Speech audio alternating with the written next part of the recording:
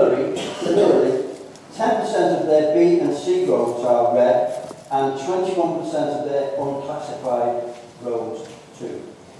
Their proposed £100 million investment over 5 years to be spent on 300 miles of their worst roads only, presumably unclassified, would only address 60% of that red unclassified network length, still leaving them at 8% red, and in the meantime, some of their ambers, those roads that will become red without preventative maintenance, will have gone red by then. Liverpool too have suggested investing 200 million over a number of years to address their under-maintained A roads. The investment and borrowing business case isn't publicly available yet, so I cannot comment on it, but they are starting from a position of 12% of their A roads being red. Wirral Council has been investing continuously in road maintenance, and not only in the condition of the A road network, significantly better than those authorities, it is still improving. Wirral's A roads are currently at only 1% red and improving from 2% in 2011 and 12. For our B and C roads, Wirral scores only 2% red, and for the unclassified roads, 5%. With regard to inspection arrangements, our policies and procedures ensure that the network is inspected at a reasonable frequency depending on the road type and its use, and necessary safety repairs are carried out promptly and efficiently. This council has a strong repudiation rate against claims for slips and trips because of this. We are not complacent, and I shall ask officers to continue to keep abreast of approaches taken by other authorities and to continue to seek improvements to our maintenance strategies to reduce the reliance on revenue funding for both reactive repairs and payments of insurance claims. However, it is really a case of our policy of prudent investment in highways maintenance, which means that we are not forced to large-scale prudential borrowing. Mr Mayor, I don't know whether Councillor Gilchrist would like a written copy of this response or the rest of the Council. That would be beneficial to others. Thank you for that. The next question is from Councillor Watts to Councillor for Highways and Transportation. Councillor Watts, your question, please. Thank you, Mr Mayor. Will the Cabinet Member for Highways and Transportation provide Council with figures for the usage of and revenue derived from the 2 Council-owned car parks in West Kirby, that's the Concourse and D Lane, for the first quarter of the current financial year, together with comparable figures for the same period in the previous year? Would you like to respond to that? Not really, just in short, Mr Mayor, this will not be as long-winded as the previous one. The net income for the Concourse and D-Lane car parks for the first quarter till June of this financial year is £46,049. This is an increase of £24,677 or 115% in comparison with the same period last year. There has, however, been a decline in the number of tickets purchased, which has fallen by around 14% in the same year, 1 in 7. However, I see no reason why usage will not be back. And that's my comment. Mr Mayor, likewise, yes, please. Thank you very much. Last question. No supplementaries, Mr Mayor? No, sorry. The next question is from Councillor Kelly. Would you like to ask your question? It's in relation to the legal counsel. Thank you, Mr Mayor. First, as the legal counsel, given notice in addition of the background and bits of information for his convenience. The question relates to the time taken to pay invoices to small and medium-sized enterprises. Is the legal counsel aware that Wirral Council does £32.5 million worth of business with small and medium-sized Wirral companies? Is he also aware that 85% of invoices are paid within 30 days? Does the leader share my disappointment, however, that despite, firstly, the Wirral webpage, how to do business with the council, offering payments of invoices within 10 days, And secondly, the procurement strategy stating in its key priorities and action plan that for SMEs we will endeavour to pay within 10 working days, and then goes on to set itself a 90% achievement rate. Despite that, my inquiry with the Finance Department last month for performance against the 10-day target produced the response that the 10-day target for payment of invoices was not adopted by this council, and that further, the web page is out of date. Can the leader advise the council when the policy of payments to SME businesses within a targeted 10 days was abandoned by the administration?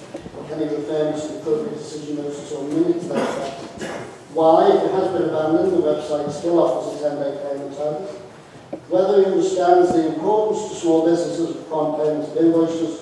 And finally, if he will undertake to re-adopt the quicker target payment to SMEs and report to the council on performance. Would you like to respond? Can I thank Councillor Kelly for his written question. My response is as follows. National government guidelines state that council should indeed follow a 30-day target for payment of all invoices. Wirral Council, however, has for some time had a policy of seeking to pay as many as possible within a 10-day period, because we know how important SMEs are to our local economy. This is not always met, for example, where there is a dispute about goods or other reasons which may cause a delay. However, we always endeavour to meet invoice payments as speedily as possible.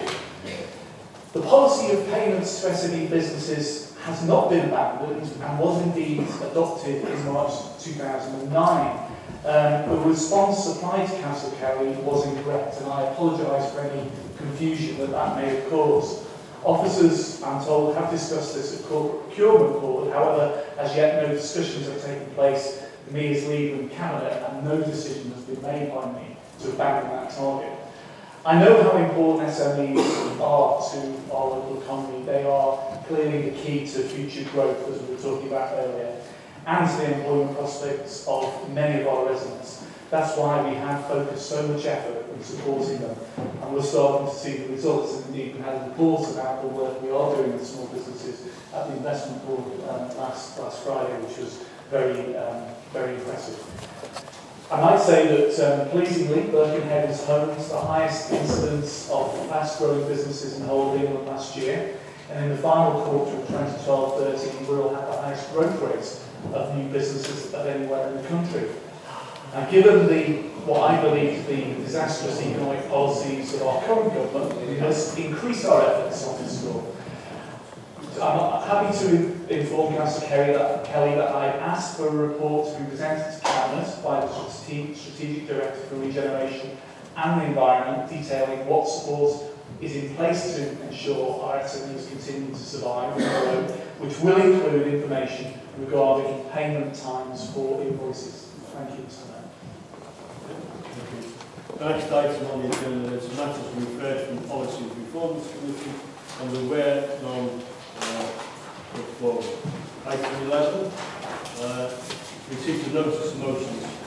Council has been now moved to item 11 on the agenda, pages 85 to 90. The Council is invited to consider the following notice of motion which has been submitted in accordance with Standard Order 7, which I consider are appropriate to be debated this evening. Motions to be debated are the ones relating to whistleblowing, the comprehensive spending review announcement on the 27th of June 2013. With regards to the other two notices of motion, I have decided that it is more productive to dispatch of the business that the local investments in rail, high-speed to Borderlands railway notice of motion be referred to the leader, and the cuts to Merseyside Fire and Rescue Service the motion be referred to the Regeneration and Environment Policy Performance Committee. Moving now to the first motion to be debated, whistleblowing. Before we debate this motion, I will ask the Chief Executive to say a few words. Thank you, Mr. Mayor. Can I say, first of all, I apologise to members if they feel this advice has been late in coming. It has been extremely difficult to get advice that was accurate and given the short foundation for considering this matter. Clearly, the Mayor has expressed his view this matter should be considered by the Council, which obviously I'm sure you're welcome. But also, I think it's important that you are advised of all the circumstances around this matter to assist you in your debate. I don't intend to read the statement out verbatim. I've got it in front of you. But if I can give you one update and also draw out a number of key points to assist you in your debate. In relation to the first paragraph, which relates to Mr. Morton and his sister, you will see that in the last sentence of that paragraph, we have said that we are keen at the earliest opportunity to resolve this matter. I am now pleased to say, as of this afternoon at 10 to 3, we have received a first claim from Mr. Morton in respect of his claim for personal injury caused by the council. We are very pleased this has now been received because it will now allow us to proceed to reach a settlement with Mr. Morton. And we expect that that settlement will go through our procedures that are set out very, very fully. So I'm very pleased clearly, as I have done in the past, to keep the Leeds Board updated on the progress of the settlement. As you indicated, the delay has been unable to reach to gain the basis of the claim. Certainly that claim has now arrived in at 10 past 3. I will certainly share that where possible with the leaders of all three parties. In relation to the main part of my advice, just to give you a little bit of background on this, clearly we received an FOI from a member of the public seeking information regarding the circumstances of the leaving of two officers just before the publication of the AKA report. It was our judgment and our legal advice that it would be wrong to issue information to the public, or indeed issue information to anybody else for that matter, relating to those officers, as that would be breach of the legal agreement drawn up between the council and those two officers. And both the council and those officers would be at risk if we did that. The member of the public understandably exercised his right to challenge our advice, and it was then sent to the Information Commissioner.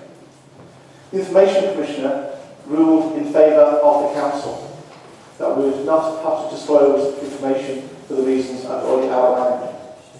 Once again, the member of the public exercised his right to challenge the view of the Information Commissioner and went to a tribunal. And that tribunal was chaired by Judge Hughes and the two independent members sitting alongside Judge Hughes. The words in bold in my advice are the words given to the council from Judge Hughes. They're not used by myself, they're not used by the council's legal officer, they're not used by the ICO, they're used by a legally qualified judge at the tribunal. People could read the words for themselves, but I'd like to draw out two particular key aspects of those words, which underline, first of all, that the individuals identified within the AKA report have not been convicted of any crime. Public accountability for failings is within the council's practices and rests with the council as a whole, rather than individual officers. I then go down to the last paragraph of the judge's ruling and draw attention to the underlying section, which said he therefore considers it would be unfair, and given the implied confidentiality of the employer-employee information unlawful, that's his words, unlawful, to disclose that information. Therefore, in the light of the wording of the motion, which calls for a further review of that, this matter and a publication of the results of that review, I regard both the conduct of a review of that nature to be unlawful as guided by Judge Hughes, and also to be impractical, given that most of the officers affected have now left the employment of the authority. Given there are agreements between those officers and the authority which are legally binding, it would be impossible and impractical to carry out such a review. Therefore, my advice to members to take up issue on Mr. Morton's position is that when you debate this issue, which you clearly have the right to do so, you should be aware of the advice that I'm giving you based on the advice of the judge. Thank you. I may have a proposal in the second, please. So, Mr. Mayor. Thank you, Councillor Green. Thank you.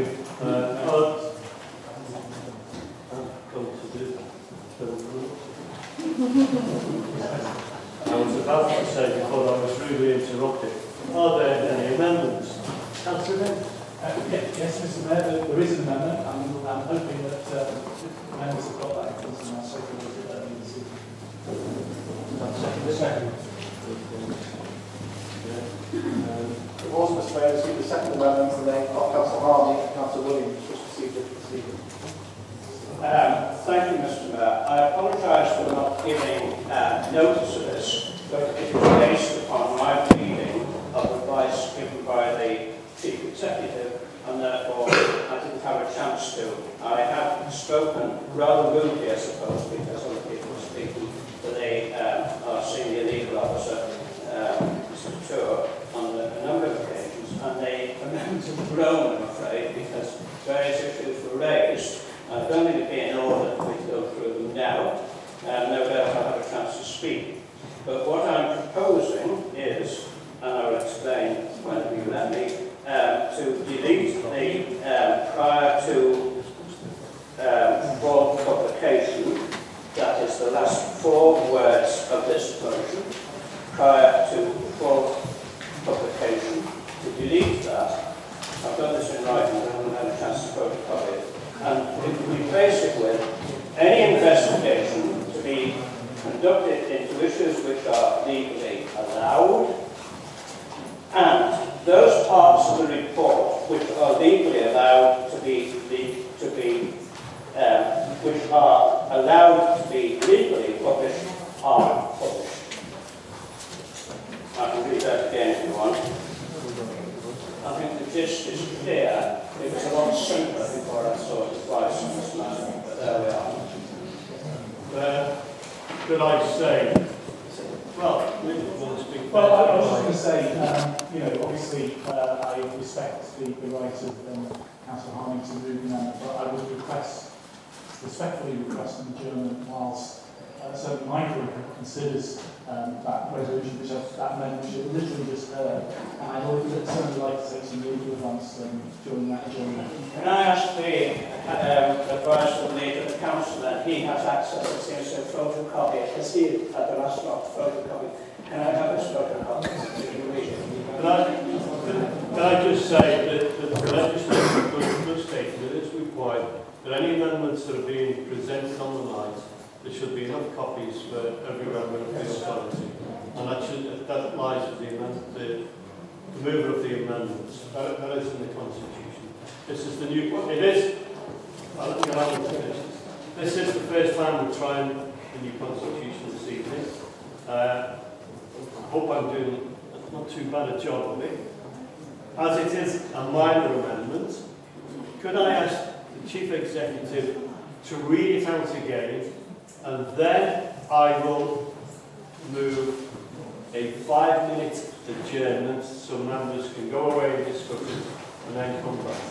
So please, Just a quickie, Mr. Mayor. Sorry. We're all going to be reliant, because I'm not a lawyer, on legal advice. So is 5 minutes enough to get down the 3 groups what was legal advice? That's the only.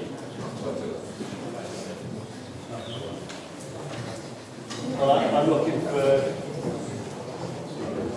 advice.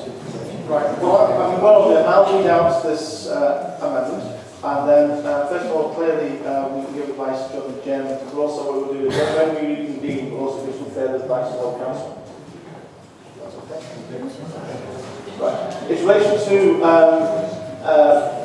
the paragraph 7b of the amendment, just 7b. Okay, just 7b. And says delete prior to full publication. So delete prior to full publication. And it says any investigation to be conducted, any investigation to be conducted into issues which are legally allowed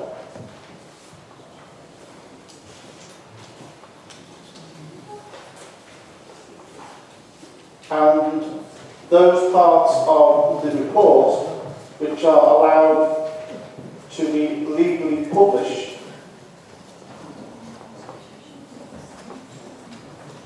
are published. So read this to you again. 7D. To delete prior to full publication. And it says, any investigation to be conducted into issues which are legally allowed, and those parts of the report which are allowed to be legally published are published.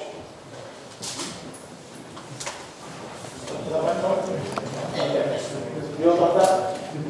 I am advised it's only a minor amendment to one particular section of this. I'm minded to allow that. I will allow a 10-minute brief. Sorry, you went to go to. I was going to say a 10-minute adjournment. That would give enough time for the Board solicitor to speak to the two other parties. Mr. Mayor, at this point in time, would there be an order for me, the legal advice, to suspend standing order 9, when we do come back to allow the two debates on the motion to be there? Well, I was going to move that anyway, but we will do that when we come back. So we will now adjourn till 9 o'clock. Back at 9 o'clock.